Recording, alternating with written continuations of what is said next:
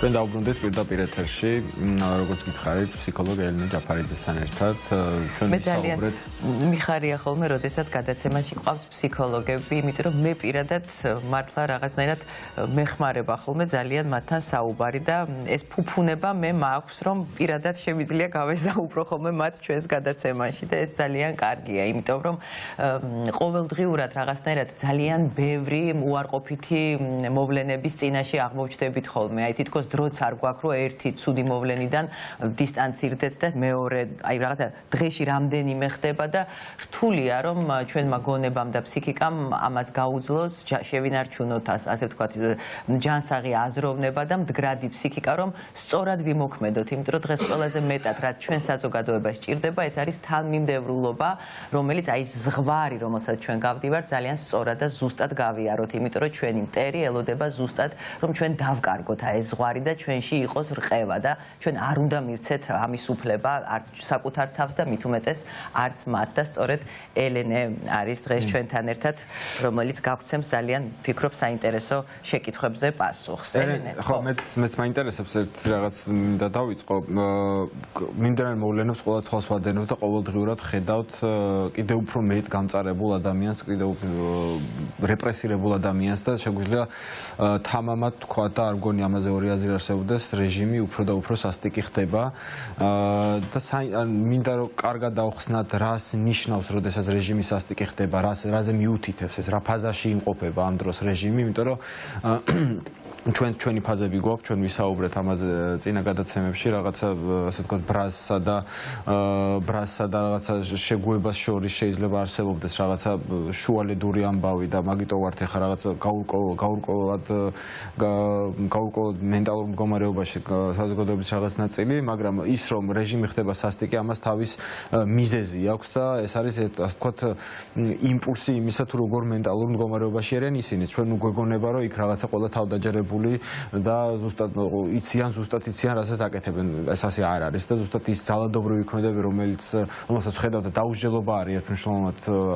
ძალიან დიდი პრობლემა, მაგრამ ის რომ ეს მათი სიზასტიკას რეფლექსურია, მიუთითებს მათ მენტალურ მდგომარეობის არამდგრადობაზე. ჩემი აზრით, თუ ვცდები ყოველ შემთხვევაში იმაზე, რომ კარგად არავინ არ არის. ზუსტად. მოგესალმებით, მივესალმები მაყურებელს და თქვენ კითხვაზე პასუხი არის მარტივიც და რთულიც. შეიძლება ვუპასუხოთ მოკლედაც და ძალიან ბევრიც ვისაუბროთ, მაგრამ მოკლედ პასუხი არის ის, რომ როდესაც რეჟიმი სასტიკდება, ან როდესაც ადამიანი სასტიკდება, ან როდესაც ადამიანთა ჯგუფი სასტიკდება, ნიშნავს იმას, რომ მათ კარგად საქმე არ აქვს.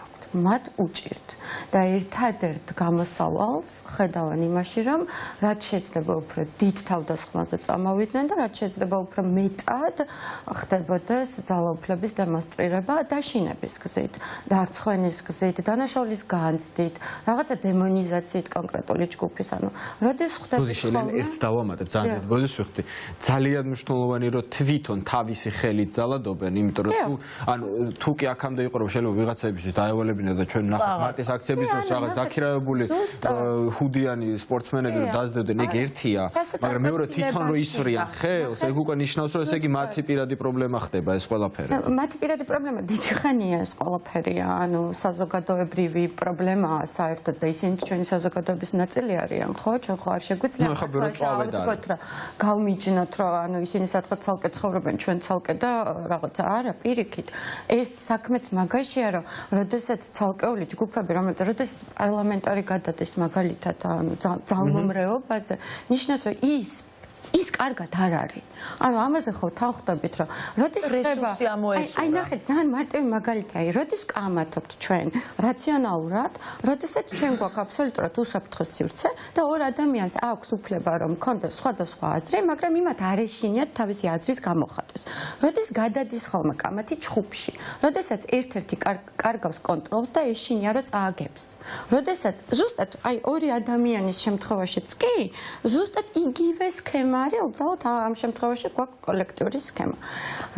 ისტორიულად ჩვენ ვიცით, რომ რეჟიმები უფრო და უფრო მკაცრდება და უფრო ძალმომრეობაზე გადადიან მაშინ, როდესაც ხვდებიან, რომ სხვა ალტერნატივა აღარ აქვთ კონტროლის, საზოგადოების დამორჩილების, გარდა დიქტატურისა და გარდა რაღაცა ძალიან მძიმე გადაწყვეტილებების, რომელიც არა ადამიანის კეთილდღეობას, არამედ პირიქით ადამიანის ყველანაირი ზიანის მოყენებას ხმარდება, იმიტომ რომ სხვა ბერკეტი მე აღარა მაქვს. ან როდის იწყებს დედა ყვირილს, როდესაც ვერ იმორჩილებს ბავშვს. იმაზე კი არ ფიქრობს, რომ იქნებ შეცვალოს. მაგალითად თავისი ტაქტიკა და რამ მიიყვანა იქამდე რომ ბავშვი არ ემორჩილება. ანუ ჯანსაღი და ძლიერი სახელმწიფო ნიშნავს სახელმწიფოს, რომელსაც უხარია, რომ ყავს ისინი, რა ქვია, საზოგადოება გაზრდილი, სადაც საზოგადოება არის ლაღი, სადაც საზოგადოებას არ აქვს შიში და საზოგადოება ემორჩილება კანონებს. როდესაც შენ ცდილობ, რომ საზოგადოება დაიმონო, ნიშნავს, რომ შენ არ ხარ ძლიერი სახელმწიფო. ანუ არავინ არც ინდივიდუალურად, არც კოლექტიურად არ გადადის აგრესიაზე, თუ ის თავის თავში არის ძლიერი, ხო? არც ერთი სპორტსმენი არ იწყებს მაგალითად, რა ვიცი მე, კანონგარეშე მოქმედებას თუ თავის ჯერა. არც ერთი პროფესიონალი, არც ერთი მასწავლებელი, ანუ აი იგივე მაგალითია, მაგალითად როდესაც ლექტორი ან მასწავლებელი სჯის მოსწავლეს და სჯის აი ძალიან ცუდად და იყენებს თავის ძალაუფლებას. მოსწავლესთან ომში რომ შედიხარ, რას ნიშნავს, რომ შენ როგორც პედაგოგი არ ვარგიხარ, ხო?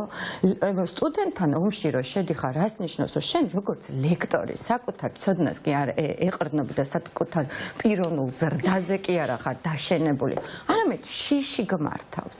იმიტომ რომ ადამიანს, რომელიც არის ბედნიერი, ისევე როგორც კოლექტივი, რომელიც არის ბედნიერი, რომელიც არის ლაღი და სჯერა იმისი, რასაც აკეთებს, იმას არ სჭირდება ესეთი კანონების შემოღება, იმას არ სჭირდება კანონების დარღვევა, იმას არ სჭირდება ცემატყება, ადამიანების დაშინება, დაჭერა, არ სჭირდება რეპრესია. რეპრესია სჭირდება სუსტს. და ყველაზე სამწუხარო ეგ არის, რომ მე არ მინდა ვცხოვრობდე სუსტ სახელმწიფოში. პირიქით, ანუ ის ხალხი, რომელიც იქ გავართ ყოველ დღე და რაღაცას ვაპროტესტებ და დღეს 3 საათზე იქნება გაფიცვა, სადაც გამოდის უამრავი თვითდასაქმებული, დიდ სტრუქტურაში დასაქმებული ბიზნესის სექტორის წარმომადგენელი და ასე შემდეგ, იმ ადამიანს უნდა ძლიერი სახელმწიფო. სამწუხაროდ სახელდებებიც კი არ ხდება, რას ნიშნავს ძლიერი სახელმწიფო, რომელიც შენზე ძალადობს, ძლიერი არ არის. ამითი უნდა დავიწყოთ. იმიტომ რომ ძლიერი სუსტზე არ ძალადობს. მთელი კონცეფცია სიძლიერის და სისუსტის მაგაზე დგას, რომ მე თუ ჩემი თავის მჯერა და ჩემი სიმყარე მაქვს, მე არ მჭირდება თქვენზე ვიძალადო. არ მჭირდება და როდის მჭირდება? მაშინ, როდესაც მე აღარ მჯერა იმისი, რომ მე შევძლებ რომ დავრჩე ძალაუფლებაში, იმიტომ რომ ერთადერთი მათი ბერკეტი არის ამ ეტაპზე, რომ ძალაუფლებაში არიან. სხვადასხვა თვითონ ძალიან უყვართ სიტყვა ბულინგი და ხშირად იყენებენ ხოლმე და სინამდვილეში ბულინგი არის, როცა ძლიერი სუსტზე ძალადობს, რასაც ისინი აკეთებენ და პირიქით არის ხოლმე ბრალდები, რომ ჩვენ გვაბულინგებენ საზოგადოებაში. შეუძლებელია სუსტმა, ამ შემთხვევაში საზოგადოების წარმომადგენელმა ვიღაც თანამდებობის მაღალი თანამდებობის პირი, რომელიც ძლიერია თავის მთელი საპოლიციო დაცვით და ყველაფრით, აბულინგებდეს ქვემოდან ზემოთ. პირიქით და ბულინგი მოდის იქით ამ მხრიდან და მაგას ცდილობენ რაღაც პროპაგანდისტულად შემოატრიალოთ, თითქოს საზოგადოება აბულინგებს ვიღაც მაღალი თანამდებობის პირს. ჩვენ რა ვცხოვრობდეთ დემოკრატიულ საზოგადოებაში, ჩვენ გვექნებოდა იმის ფუფუნება, რომ ვისაუბროთ, რომ ზოგადად ბულინგი არ ვარ. ზოგადად ბულინგი. არავინ არავის არ უნდა, უკეთესი იქნება, რომ არავინ არავის არ აბულინგებდეს. მაგრამ როდესაც ჩვენ რეპრესიული რეჟიმის ფარგლებში გვიწევს უკვე ცუდსა და ძალიან ცუდ შორის არჩევანის გაკეთება და განსხვავება. მაშინ სამწუხაროდ გვიწევს იმაზე ლაპარაკი, რომ რა ხდება, ეს ხო მიზანშედეგობრივია. რა ხდება, ანუ შენ რომ ყავს ციხეში უკანონო პატიმრები, რომლებიც ყოველგვარი კანონის გარეშე არიან გასამართლებულები, ხო? და მე მეუბნები, რომ მე არ მომწონს, რომ შენ მე კვერცხს მესვრი, არც მე არ მომწონს, რომ ვიღაცას კვერცხს ესვრის. აბსოლუტურად არ უნდა იფიქრონ ადამიანებმა, რომ ეს აქციელი ვინმეს მოსწონს, მაგრამ როდესაც შენ სხვა გზას არ მიტოვებ, იმიტომ რომ აღარ დარჩა ინსტიტუცია, სადაც მე შეიძლება მივიდე და ჩემი სათქმელი გავაჟღერო, ჩემი უფლება იყოს დაცული. ანუ მაქსიმალური, ანუ ორი ვერსია აქვს, ხო? ეხლა რითიც ხდება თავისი ძალაუფლების გადადემონსტრირება.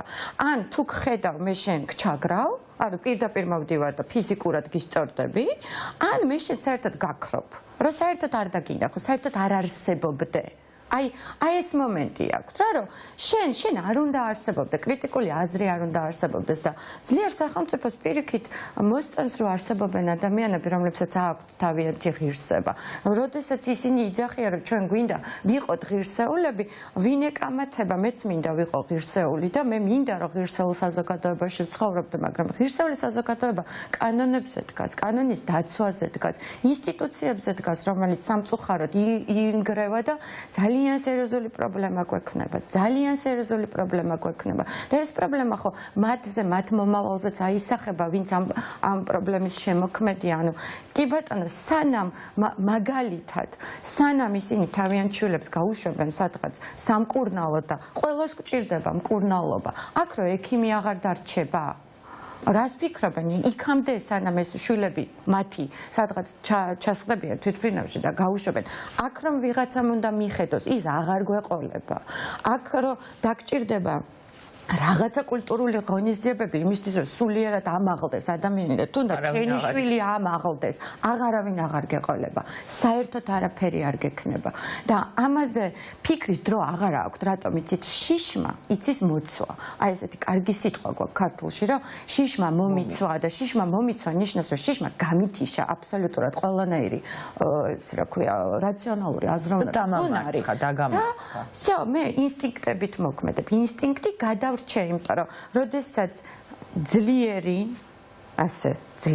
იწყებს ჩაგვრას ნიშნავს რომ ის ცდილობს თავის გადარჩენას იმიტომ რომ სინამდვილეში ძლიერს არ სჭირდება გადარჩენა ის უკვე გაძლიერებულია ხო ევოლუციურად ვიცით რომ ძლიერი რას ნიშნავს ხო ბიოლოგიურ დონეზე რომ გადავრჩი ვადაპტირდი გარემოსთან გავიზარდე რაღაცა შევქმენი ჩემი სივრცე როდის ვიწყებ რაღაცა ფართხალს როდესაც მეშინია რომ რაღაცა აქედან გამოსავალი თქვენ კითხვაზე პასუხი ეს ძალიან რთულია ეს გამოსავალზე საუბარი, მაგრამ მე მგონია რომ ჩვენ საზოგადოება ამ უკანასკნელ პერიოდში წინა ეთერშიც თქვი ძალიან გაიზარდა და ჩვენმა საზოგადოებამ აჩვენა რომ ჩვენ გვინდა ვიყოთ ღირსეული საზოგადოება და ჩვენ გვაქვს ყველანაირი უნარი რომ სამოქალაქო პროტესტი ვაქციოთ რუტინად რაც არის უდიდესი ძალისხმევა და ეს არ არის მარტივი რაღაცა და არავის იქ დგომა არ უხარია აი ზუსტად ეს მინდა ელენე აი ამასთან დაკავშირებით კითხოთ მართლა ძალიან რთულია და არავის არ უხარია 50 დღის განმავლობაში სიცივეში ყოფნა და აი ესეთი ზეწოლა და ინფორმაციულ ომში ვიმყოფებით ჩვენ და მე მაინტერესებს აი ფსიქოლოგიურ ჭრილში რომ შევხედოთ აი ამ პროცესს ასე დავსვამ ამ შეკითხვას რას არ უნდა მივაქციოთ ყურადღება და რაზე უნდა გავაკეთოთ მთავარი აქცენტები იმიტომ რომ ზოგჯერ მე მეჩვენება ხოლმე რომ ჩვენ ზედმეტად რაღაცა სხვა წვრილმან რაღაცებზე ვხარჯავთ იმდენ ენერგიას რაცაც არ უნდა დავხარჯოთ იმიტომ რომ ეს არაფერს არ მოიტანს შედეგს. რა არის ყველაზე მთავარი, რაზე უნდა გავაკეთოთ აქცენტები და როგორ უნდა გავიაროთ ეს გზა და რისთვის არ უნდა დავიხარჯოთ, იმიტომ რომ ზედმეტად ენერგიის დახარჯვის საშუალება და დრო ჩვენ არ გვაქვს. ხო, პირველ რიგში არის რომ ჩვენ უნდა გვჯეროდეს რომ ჩვენ რისთვისაც ვიბრძვით უკეთესობისკენ და უკეთესობისთვის და გვინდა რომ ვიყოთ შემდგარი სახელმწიფო და ეს რწმენა არ უნდა დაგვეკარგოს რომ მე ყოველდღიურად ვიბრძვი მეორე უნდა ვიცოდეთ რომ ესეთი ბრძოლა არ ხდება ხოლმე რაღაც 2-3 დღეში და არც 2-3 კვირაში და მქონდეს მზაობა და ძალიან მნიშვნელოვანია ფსიქიკისთვის იმის ცოდნა რომ რაღაცა გზა არის გრძელი დრო არ დავთქვათ ზუსტი როდის უნდა დამთავრდეს ხო ანუ დედლაინი აქ არ არსებობს რა ძალიან კარგი იქნებოდა რომ არსებობდეს მაგრამ არ არსებობს და ფსიქიკა უნდა შევაგუო, რომ ეს გარკვეული პროცესია, რომელშიც ყოველდღიური ჩემი ჩართულობა და ჩემი ენერგიის ჩადება უსაფუძვლოდ არ დამთავრდება და გამოიღებს საბოლოო ჯამში შედეგს, მაგრამ 2-3 დღეში ესეთი სისტემები არ ტყდება. ეს სისტემა აუცილებლად შეიცვლება.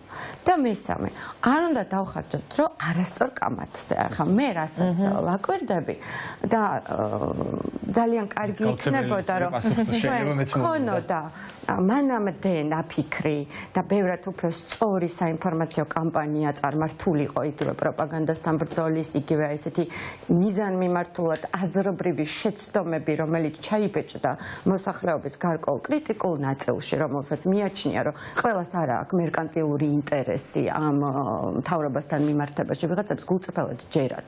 იმიტომ რომ ძალიან დიდი ხნის განმავლობაში ხდებოდა ამ საზოგადოების გაყოფა და დემონიზაცია ერთი კონკრეტული ნაწილის, რომელიც არ იზიარებდა სამთავრობო პოლიტიკას, ხო?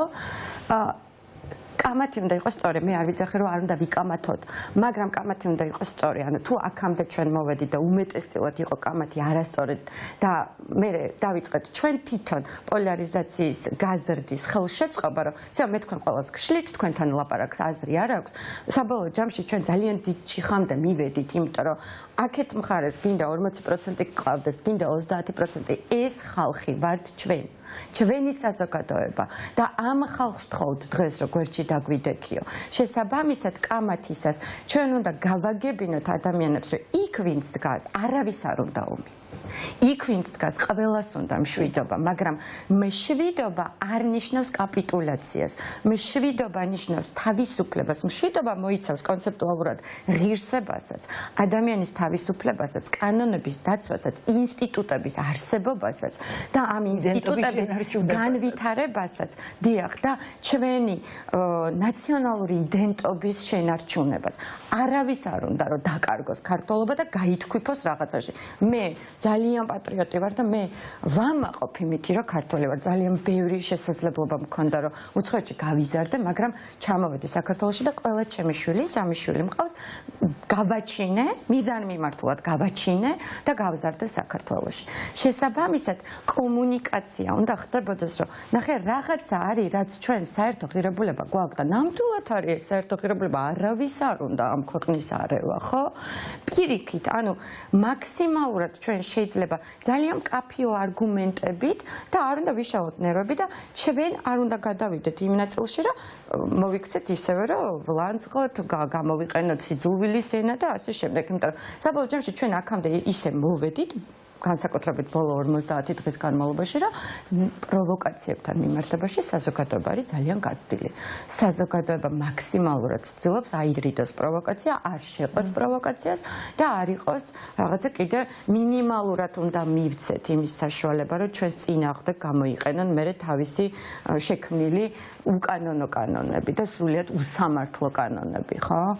ეს არის ჩემი აზრი, არ ვიცი, მაგრამ ეს არ ნიშნავს, რომ ჩვენ უნდა მშვიდად ვისხდეთ, ანუ რაც არის გასაკეთებელი, რუტინულად უნდა ვაკეთოთ. მაგალითად, დღეს სამსვარზე გავიფიცოთ და დავდგეთ სხვადასხვა ადგილას და ვაჩვენოთ, რომ ძალიან ბევრი ადამიანია, რომელიც მზად არის 3 საათით გააჩეროს თავისი ბიზნესი. მარტივი არ არის, რომ შენ გააჩერო შენი მაღაზია, შენი კაფე, შენი ბიზნესი, გამოხვიდე როგორც ექიმი და დადგე იმის საავადმყოფოს წინაშე, ჩახსნა შენი მოსწავლეები, პაციენტები, კლიენტები, ანუ ეს ნიშნავს, რომ მე რაღაცა ენერგია ვზდებ ამაში ყველაფერში, ანუ იმიტომ რომ კიდევ უფრო მნიშვნელოვანია. იმიტომ რომ რაღაცა არ მომწონს და მინდა რომ კარგისკენ შეიცვალოს. ეს უნდა იყოს მაგალითი, მე მგონი, შემდეგი მთავრობებისთვისაც და შემდეგი ხელისუფლებისთვისაც, რომ ყოველთვის ჩვენ ვიყოთ იმის მზადყოფნაში, რომ პირველივე ეტაპზე რაც არ მოგვეწონება, შევძლოთ სოლიდარულები გავხდეთ და გავაპროტესტოთ, რომ მე ამ ასე ვთქვათ სიტუაციამდე აღარ მივიდეთ. და არ უნდა დავივიწყოთ პოლიტპატიმრები. არა. ჩვენ მქონია ქვეყანაში ესეთი შემთხვევები, როდესაც დაგვივიწყები ადამიანები. და ეს უნდა გვახსოვდეს, რომ თუ ვლაპარაკობთ იმაზე, რომ ჩვენ როგორც საზოგადოება გავიზარდეთ, ჩვენ არ უნდა დავივიწყოთ. არა აქვს მნიშვნელობა პირადად ვიცნობთ თუ არ ვიცნობთ, მაგრამ არ უნდა დავივიწყოთ პოლიტპატიმრები, რომლებიც არიან აბსოლუტურად უსამართლოდ, ბევრად უფრო რთულ სიტუაციაში, ვიდრე თქვათ, ჩვენ ვართ, რომლებსაც გვაქვს შესაძლებლობა, რომ გავიდეთ და რუსთაველზე ვიდგეთ. კი, ნამდვილად დაგეთანხმებით, თუმცა ის სულ მახსენდება რატომღაც ის კადრები ახალგაზრდების სასამართლო რომ მიმდინარეობდა, გაიწელა რაღაცა უშველებელი პროცესი იყო, აღარ დამთავრდა, სადღაც დილით დაიწყო და ღამე დამთავრდა და აი ფისოსებს მიღმა ის ახალგაზრდები ბევრად უფრო ენერგიულები იყვნენ, ვიდრე მათი ახლობლები გარეთ, იმიტომ რომ ისინი ძალიან ახალგაზრდები არიან და ამ პროცესში არიან, ბრძოლის პროცესში, თან მართლები არიან და რაღაცნაირად თავისუფლებისთვის იბრძვიან და ეს კიდე რაღაცა ცალკე ძალას გაძლევს, ამასაც ხო აქვს მნიშვნელობა, რატომ ზიხარ ამ რესურსებს მიღმა. მაგრამ არ დამავიწყდება ჩემი კოლეგების, ჩემი მეგობრების, მათი ახლობლების სახეები. აი იქ მივხვდი, რომ როგორ შეიძლება ეს საზოგადოება ესე გაამწარო და აი ამ მდგომარეობამდე მიიყვანო. ძალიან რთული იყო ჩემთვის აი ეს დავინახე რაღაცნაირად, რომ იქ მჯდომი ახალგაზრდები ბევრად უფრო მხნედ გამოიყურებოდნენ, ვიდრე გარეთ ეზოში ის ადამიანები, ვინც მათ ელოდებოდნენ და რა პასუხი კონტროლი და ამის ფონზე ხიმილიანი გაღიმებული პოლიციელები, რომელიც ძალიან მძიმე და ძალიან მტკივნეულია. ანუ ეგ ცალკე ემპათიის და რაღაცა რეზონირების უნარის დაბლაგვებასთან გვაქვს საქმე, რომელიც ალბათ სხვა გადაცემის თემაა, იმიტომ რომ აი წინაზე ბექა ადამიანმა ძალიან სწორად გააკეთა, ეს რა ქვია, კომენტარი რომ რა ხდება, ემპათია არ არის მარტო ის, რომ უი, მეცოდები და გავიარო, მაგრამ ემპათია ბევრი ნაწილისგან შედგება. ემპათიაში რეზონირებაა, რომ მე ვგრძნობ იმას, რასაც შენ განიცდი და ამიტომაც ვერ გავივლი და ვერ დაგტოვებ და როგორ მოხდა და მივედით იქამდე, რომ ამ ხელა სისტემას გაბლაგვებლა, ანუ სინამდვილეში სისტემას, რომელიც შექმნილია იმისთვის, რომ ადამიანის უფლებები და ღირსება დაიცვას. რომ დაიცვას საზოგადოებრივი წესრიგი, ხო? რომელიც ასრულებს საქმეს ისე რომ აღარ დარჩა არანაირი რეზონირება. ანუ ვერ ხვდება, ვერ გრძნობს, ანუ რაღაცა გათიშვა მოხდა აბსოლუტური. ძალიან დიდი მადლობა, ელენე, ძალიან საინტერესო საუბარი გამოგვივიდა, მე ვფიქრობ. არის დაგამშვიდეთ? ძალიან სასიამოვნო იყო. მე ვფიქრობ, რომ მნიშვნელოვანია ცოტა რაღაც სხვა შინაარსების საუბროთ, გარდა იმისა, თუ სად არის გაფიცვა და სად არის აქცია, მაგრამ ეხლა პირდაპირ ეთერში მინდა ჩავერთო დაგემშვიდობებით. დაგემშვიდობებით, წარმატებებს გისურვებთ. ჩვენ გვაქვს პირდაპირ ჩართო ბათუმიდან, სადაც ბრიფინგი იმართება, მზია მაღლობელის ხარდასაჭერი და ზვიათქორიძის ხარდასაჭერი, ხოლმე გავუშვათ ბრიფინგი. რატო შენ რა მოხდა გემა შეგვიძლია მოკლედ რა აქცია იმართება ეთერში ვართ პირდაპირ ეთერში და რა დაიწყოთ თქვენ მოგეხსენებათ რომ წუხელ გვიან ღამით ჟურნალისტ ზვიათქორიძეს და შემდეგ პოლიტიკოს გიორგი გახარიას თავს დაეხსნენ აი ამ სასტუმროში თავდასხმა მოაწყეს ქართული ოცნების დეპუტატებმა და მაღალი თანამდებობის პირებმა მათ ზუსტად იცოდნენ რომ რა მიზნით იყო ზვიათქორიძე ბათუმში ჩამოსული კითხეს კიდეც ამის შესახებ შეხო ზვიათქორიძე ხარ ვიცით რატომ აწრო და ზვიათქორიძე იმისთვის იყო ბათუმში ჩამოსული რომ ის დარობას უცხადებს უკანონო პატიმრობაში მყოფ მზია მაღლობელს და მას ფიზიკურად გაუსწორდნენ იყოს ჯგუფური ძალადობა დღეს ჩვენ შინაგან საქმეთა სამინისტროში ავრეკეთ და ვიკითხეთ თუ არიან დაკავებული მოძალადეები ჯგუფურად მოძალადეები დემონსტრაციულად მოძალადეები და ისინი არ არიან დაკავებული მაშინ როცა არ ვიცი გამოკითხა მოძიება დაიწყო მხოლოდ ეს ვიცი ძალადობის მუხლით თან მით უფრო ძალადობის მუხლით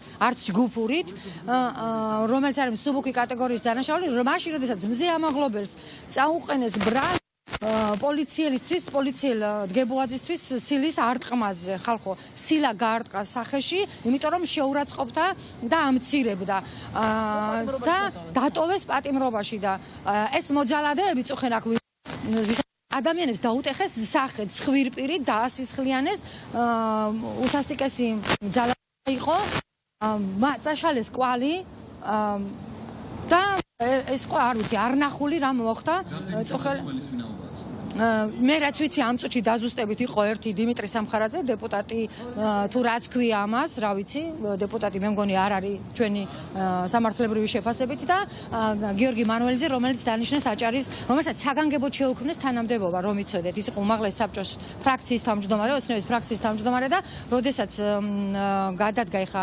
თანამდებობიდან დაამატეს ერთი მინისტრის მოადგილეს ერთი პოზიცია და დანიშნეს მინისტრის მოადგილედ ესენი არიან ფინანსთა სამინისტროში ესენი არიან ტიპური ძალადობრივის არ ვიცი რა ტიპის სახელმწიფო არის საზოგადოებამ განსაჯოს დანარჩენი ხა გელა იყო თვითმხილველი ამ ამბების დაახლოებით შეიძლება ისე ვთქვათ რა ნახა როგორ წაიშალა კვალი თუ არის საინტერესო მოგიყვებათ გელა გისმენთ მოკლედ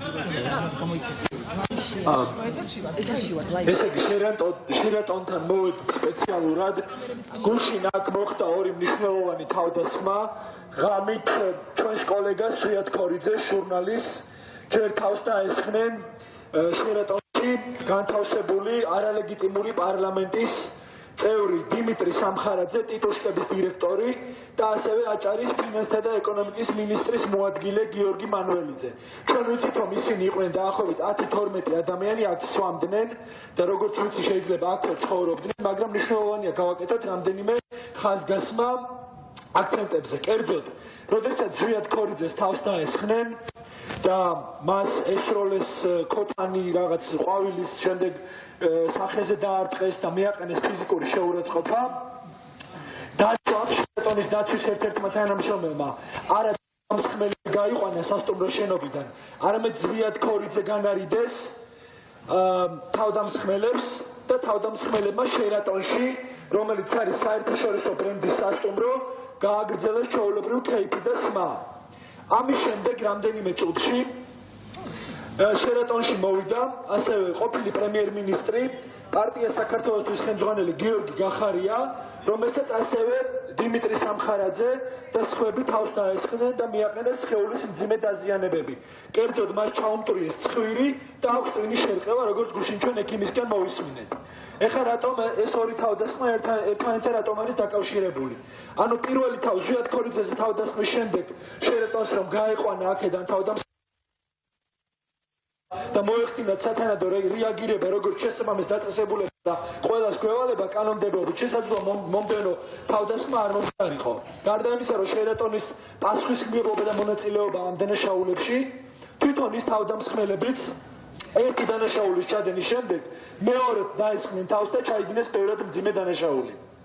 ყველაზე მნიშვნელოვანი რაც არის, რომ ამ მეორე თავდასხმის შემდეგ ისინი გაქრნენ აქედან, წავიდნენ თუ რა არ ვიცი, მე მაშინვე მოვედი აქ, როგორც კი ეს როდესაც დასხლიანებული გიორგი გახარია მოხვდა შერატონის პირველ სართულზე მისაღებში და ჩვენ ეხლა სპეციალურად რომ გამოვიარე შერატონში ვიდრე მოვდიოდი, ხედავთ რომ 9 წუთის სავალზეა შერატონი და პოლიციის სამმართველო და პოლიცია თითქმის 40 წუთი მოუნდა აქ მოსვლას და მოსულების დაბნეულები იყვნენ, არ იცოდნენ რა უნდა გაეკეთებინათ, იმიტომ რომ მათთვის უკვე ცნობილი იყო რომ არალეგიტიმური პარლამენტის წევრები მონაწილეობდნენ თავდასხმაში. დაზუსტებით ვიცით დიმიტრი სამხარაძე, აჭარის მინისტრის მოადგილე ფინანსთა და ეკონომიკის მანუელიძე და აქვე რამდენჯერმე ითქვა ასევე არალეგიტიმური პარლამენტის წევრი ვარლამ ლიპარტელიანი, თუმცა ეს ინფორმაცია პირადად მე დამატებით აღარ გადამიმოწმებია, მაგრამ სამი სხვადასხვა ადამიანი გვიდასტურებდა მის მონაწილეობას.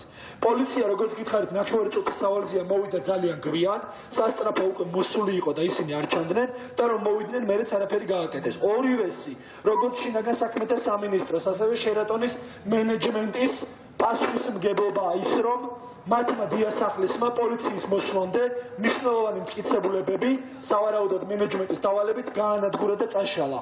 კერძოდ მთლიანად მოწმინდეს ის დაღვრილი სისხლი, აალაგეს დამტროული ნივთები და მხოლოდ ამის შემდეგ მოვიდა პოლიცია. პოლიციამ დანაშაულების ადგილს ლენტი არ შემოავლო, არ შემოფარგლა მანამდე და არ დაიწყეს საგამოძიებო პროცედურები. ვიდრე აქ მოსული ჟურნალისტები არ ეკითხებოდნენ მათ, რომ რატომ არ ქონდა დანაშაულის ადგილი შემოფარგლული.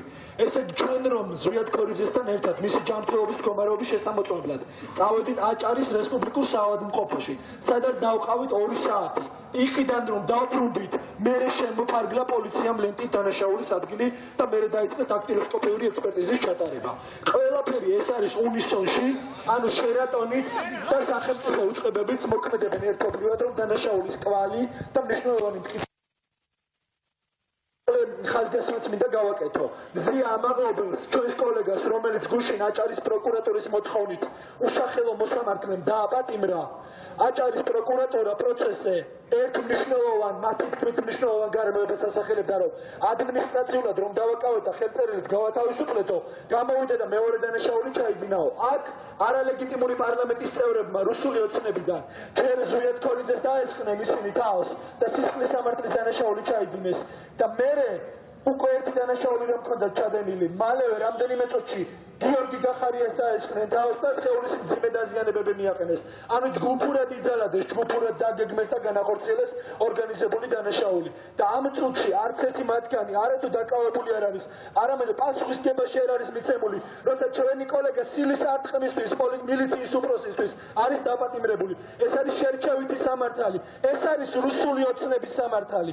ჩვენ ვითხოვთ, რომ საქმეები რაც გუშინ აქ მოხდა, დაუყოვნებლივ იქნას გამოძიებული, დაუყოვნებლივ იქნას პასუხისმგებაში მიცემული თავდამსხმელები. შერატონმა გაასაჯაროოს ვიდეოკამერის ჩანაწერები. მათი პერსონალური და ორგანიზაციული პასუხისმგებლობა თუ კი ამ ვიდეოკამერის ჩანაწერები გაქრება. ვითხოვთ მზიას გათავისუფლებას. თავისუფლება მზია ამაღლობელს. თავისუფლება მზია ამაღლობელს და თავისუფლება ყველა პოლიტპატიმარს. მე დარწმუნებული ვარ, რომ ეს მალე დასრულდება და ისინი ყველანი თავისუფლები იქნებიან. სხვანაირად ვერ თავისუფლება მხარდაჭერა და სოლიდარობა ყველა პოლიტპატიმარს და იმ ადამიანებს, რომლებიც ახლა ზოგი წინასწარ მოთავსების იზოლატორში იყოფება და ზოგი უკვე საპყრობილეში, იმიტომ რომ რეჟიმის ტყვეობა დაწყებულია ბევრად დიდი ხნით ადრე, ვიდრე 59 დღე არის რუსული კანონებიდან მოყოლებული და დღეს გიორგი აკმელაშვილი, რომელიც ასევე რუსული კანონების დროს დააკავეს, ახლა საპყრობილეში იმყოფება.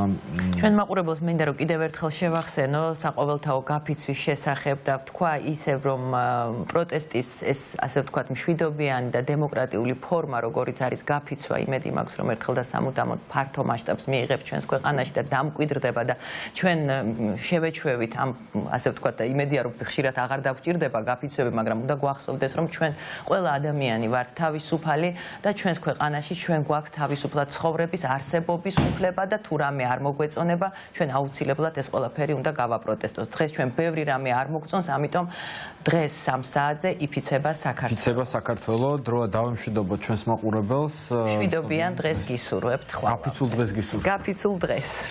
დროებით.